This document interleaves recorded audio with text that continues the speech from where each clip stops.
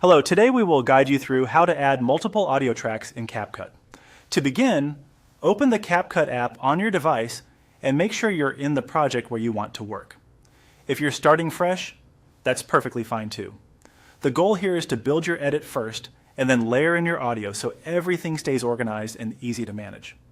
Next, drag your sample videos onto the timeline. This gives you the visual base for your project and helps you decide exactly where each audio track should go. Having your clips in place before adding sound makes it much easier to line up music, effects, or voice elements with what's happening on screen. Once your video clips are on the timeline, look for the audio option at the top of the screen.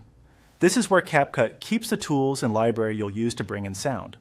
Depending on your layout or device, it may be clearly labeled, so just take a moment to find it before moving on. After that, click on Audio to open the available audio options. This section is where you can access sounds, music, and other audio files for your project. Opening this menu is the key step that lets you start layering more than one sound source into the same edit. From there, browse the sample audio and listen for the track or sound you want to use.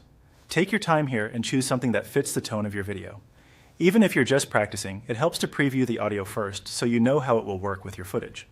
Once you've selected an audio track, drag it to the bottom of the video timeline. In CapCut, audio is usually placed underneath the video clips, which keeps the visual and sound layers separated and easier to edit. After you drop it into place, you can visually see how it sits beneath your footage. To add multiple audio tracks, repeat the same process and drag another audio track to the bottom of the video or underneath the existing audio. This creates layered sound, which is useful if you want background music along with sound effects or additional audio elements. Just make sure the tracks are placed where you want them in the timeline so they don't overlap in a way that feels messy unless that's your intention. That's all it takes to add multiple audio tracks in CapCut.